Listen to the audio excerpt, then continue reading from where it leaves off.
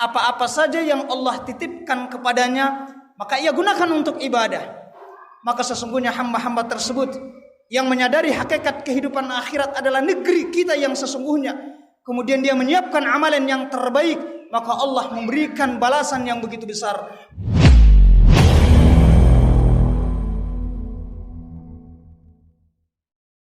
Salawat serta salam marilah senantiasa kita kirimkan kepada baginda Nabi Muhammad sallallahu alaihi wasallam.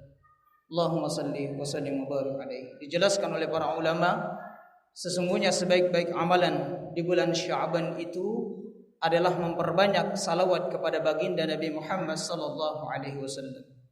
Karena turunnya perintah ayat Innallaha wa malaikatahu yusalluna 'alan nabi ya ayyuhalladzina amanu sallu 'alaihi wa sallimu taslima. Sesungguhnya Allah, para malaikat senantiasa bersalawat kepada baginda Nabi Muhammad sallallahu alaihi wasallam. Wahai orang-orang yang beriman, bersalawatlah dan kirimkan salam penghormatan kepada baginda Nabi Muhammad sallallahu alaihi wasallam, dan ayat itu diturunkan di bulan ini, yakni di bulan Sya'ban. Man shalla alayya wahidatan sallallahu alaihi asyran. Barang siapa yang bersalawat kepada baginda Nabi sallallahu alaihi wasallam satu kali, maka Allah akan bersalawat kepadanya sebanyak 10 kali. Jamaah Jumat yang dimuliakan Allah Subhanahu wa taala, maka turunlah malaikat Jibril alaihi salam dalam salah satu hadis yang diriwayatkan oleh Al-Imam Al-Baihaqi. Beliau kemudian menyampaikan 3 pesan kepada baginda Nabi Muhammad sallallahu alaihi wasallam. Ish ma syi'ta fa innaka mayyitun. Hiduplah sesukamu, niscaya engkau pasti akan meninggal dunia. Wa ahbib man ahbabta fa innaka mufarriquhu. Dan cintailah apa-apa saja yang engkau cintai, niscaya engkau pasti akan berpisah dengannya. Wa amal ma syi'ta fa innaka laqihi. Dan berbuatlah sesukamu, niscaya engkau pasti akan dimintai pertanggungjawaban.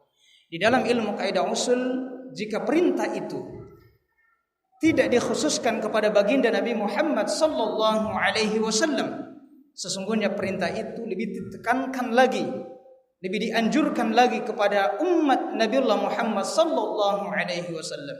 Seakan-akan malaikat Jibril alaihi salam menyampaikan kepada baginda Nabi Muhammad sallallahu alaihi wasallam, ya Muhammad sallallahu alaihi wasallam, sampaikan kepada umatmu itu ishma syi'ta fa innaka mayyitun. Hiduplah sesuka mereka, niscaya mereka pasti akan dipisahkan dengan maut. Betapa banyak umat-umat terdahulu yang kita kenal, mereka begitu hebat dari sisi kedudukan dan kekuasaan, begitu luar biasa. Taruhlah seperti Raja Namrud atau Fir'aun memiliki kekuasaan yang begitu hebat, atau harta yang dimiliki oleh Qarun. Di mana mereka telah tenggelam oleh masa, dan yang tersisa adalah nama-nama mereka. Kalaulah gajah mati meninggalkan gading, maka manusia mati meninggalkan nama. Maka orang-orang yang buruk semasa hidupnya di dunia, semisal Qarun, Fir'aun, Raja Namrud, tidak ada satupun generasi di zaman ini yang ingin menamakan anak keturunannya seperti mereka itu, dan mereka tidak pernah menghayalkan dan memikirkan serta mencita-citakan para orang tua agar mereka menjadi orang-orang seperti itu. Begitupun juga orang-orang yang baik, maka mereka akan senantiasa dikenang, semisal kalangan para anbiya, para nabi dan rasul. Begitupun sesiapa saja yang mengikuti mereka dari kalangan para sahabat, tabi'in, serta seluruh generasi kalangan para ulama. Saudaraku sekalian, jamaah Jumat yang dimuliakan Allah Subhanahu wa taala, kita ini masih berharga karena masih ada ruh di dalam jasad kita. Kalaulah ruh itu sudah berpisah dengan jasad, maka jasad itu harus segera dimakamkan. Dan kalau jasad itu dimakamkan, maka yang pertama kali hancur adalah mata, karena dia berisi cairan. Kemudian daging kita, tulang belulang akan menjadi makanan cacing tanah. Maka begitupun juga tulang belulang itu akan rapuh dimakan oleh tanah. Maka datanglah Ubay bin Khalaf, salah seorang derengkot kafir Quraisy yang sangat memusuhi baginda Nabi Muhammad sallallahu alaihi wasallam. Sebenarnya dia ingin mengejek Nabi sallallahu alaihi wasallam. Dia membawa sebongkah tulang yang telah rapuh dimakan oleh tanah. Dia hancurkan tulang itu di hadapan Nabi sallallahu alaihi wasallam. Kemudian dia sampaikan, "Ya Muhammad, Benarkah Tuhanmu akan menghidupkan kembali tulang belulang yang telah rapuh ini? Sambil ia hancurkan tulang tersebut. Maka turunlah malaikat Jibril alaihi salam menurunkan firman Allah, surah yang sering kita baca di setiap malam Jumat. Qul, katakan ya Muhammad sallallahu alaihi wasallam kepada Ubay bin Khalaf dan kepada sesiapa saja yang tidak meyakini bahwa setelah dia meninggal dunia tidak akan dihidupkan kembali. Qul yuhyiha alladhi ansha'aha awwala marrah wa huwa bikulli khalqin alim. Sesungguhnya Allah lah yang akan menghidupkan kembali tulang belulang yang telah rapuh itu. Allah yang menciptakan pertama kali dan Allah mengetahui perkara segala makhluknya. Quran surah Yasin ayat 79. Jamaah Jumat yang dimuliakan Allah Subhanahu wa taala. Allah mengulang-ulangi kalimat muhdarun sampai 3 kali berturut-turut di dalam Quran surah Yasin. Pertama Allah berfirman dalam Quran surah Yasin ayat 32, wa in kullu lamma jami'ul ladaina muhdarun. Kemudian Allah mengulang-ulangi lagi di dalam surah Yasin ayat 53, in kanat illa sayhatan wahidatan fa idahum jami'ul ladaina muhdarun.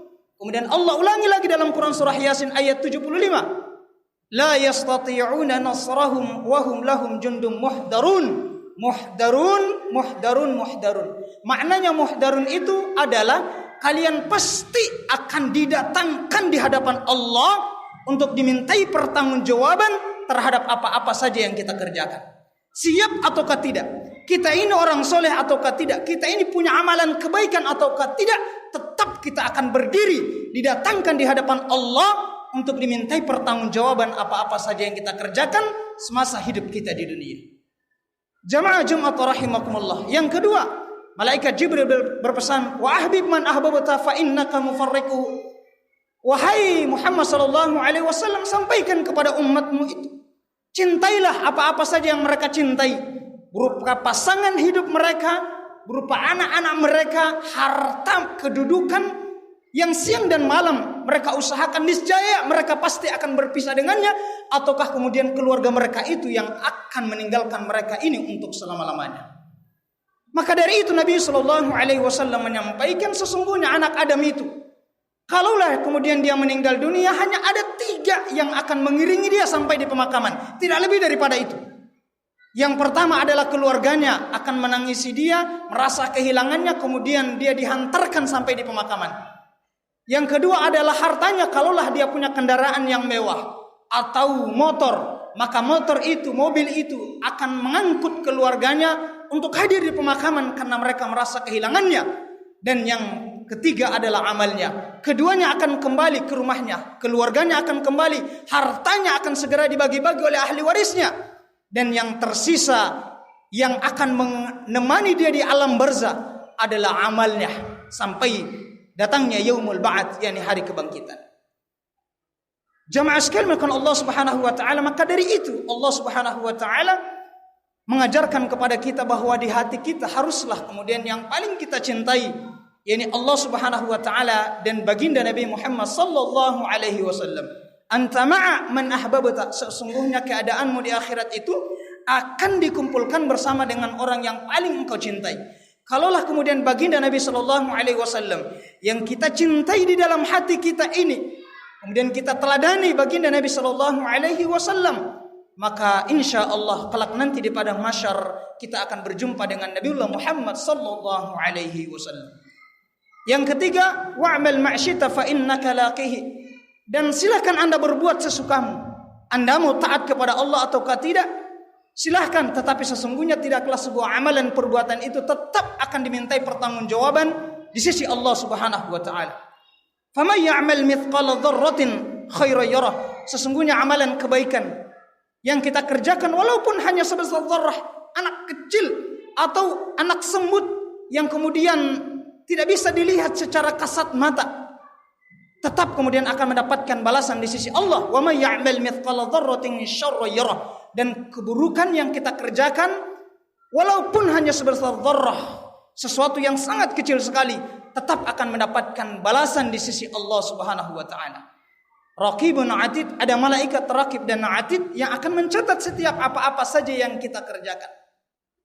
Para hadirin sekalian, jemaah Jumat yang dilakukan Allah Subhanahu wa taala, dan inilah bagian dari pokok akidah kita, meyakini adanya hari akhir yang didatangi yaumul ba'ats, kemudian manusia dikumpulkan di padang mahsyar, dan disitulah ada yaumil mizan, ada hari penimbangan seluruh amalan-amalan kebaikan kita. Maka sungguh celakalah mereka yang manakala di hari itu ketika ditimbang lebih banyak amalan keburukan mereka dibandingkan dengan amalan-amalan kebaikan mereka, maka tempat mereka adalah neraka Allah Subhanahu wa taala yang begitu mengerikan sekali siksaannya. Jemaah Jumat rahimakumullah. Allah Subhanahu wa taala menggambarkan di dalam Quran surah An-Nisa ayat 56, innal ladzina kafaru, sesungguhnya orang-orang kafir yang mendustakan ayat-ayat kami, saufa nuslihim nara, kelak nanti kami akan masukkan mereka itu ke dalam neraka. Kullama nadijat juluduhum badalnahum juludan ghairaha liyadzuqul adzab. Dan ketika mereka telah masuk ke dalam neraka itu, setiap kali kulit mereka hangus, kami ganti lagi dengan kulit yang baru. Setiap kali daging dan kulit mereka itu hangus, kami ganti lagi kulit yang baru, daging yang baru, dan siksaan itu tidak pernah berhenti. Liyadzuqul adzab, agar kemudian mereka itu merasakan azab dari Allah Subhanahu wa taala. Innallaha kana azizan hakima, sesungguhnya Allah maha perkasa lagi maha bijaksana. Dan begitupun seorang hamba yang memahami hakikat hidupnya, bahwa semata-mata untuk beribadah kepada Allah, wa ma khalaqtul jinna wal insa illa liya'budun. Apa-apa saja yang Allah titipkan kepadanya, maka ia gunakan untuk ibadah. Kesehatan yang Allah berikan, maka ia pergunakan untuk semakin mendekatkan dirinya kepada Allah, meningkatkan kualitas ibadahnya. Harta yang Allah titipkan kepadanya, dia infakkan, dia sedekahkan, agar kemudian bisa terkategori sebagai sedekatun jariyah. Maka sesungguhnya hamba-hamba tersebut yang menyadari hakikat kehidupan akhirat adalah negeri kita yang sesungguhnya, kemudian dia menyiapkan amalan yang terbaik, maka Allah memberikan balasan yang begitu besar. Walladzina amanu wa 'amilus solihati sanudkhiluhum jannatin tajri min tahtihal anhar khalidina fiha abadah. Dan orang-orang yang beriman dan beramal soleh, sesungguhnya kelak nanti kami akan masukkan ke dalam surga yang mengalir di bawahnya sungai-sungai, dan mereka kekal abadi selama-lamanya. Dan di dalam surga itu mereka memperoleh pasangan-pasangan yang suci, tempat-tempat berteduh yang nyaman. Sesungguhnya Allah Subhanahu wa taala tidak akan menyalahi janji bagi orang-orang yang beriman, bertakwa serta beramal soleh di kehidupan dunia ini yang hanya sementara saja. Barakallahu li wa lakum fil Qur'anil azim wa nafa'ani wa iyyakum bima fihi minal ayati wa dzikril hakim. Aqulu qawli hadza wa astaghfiruhu innahu huwal ghafurur rahim.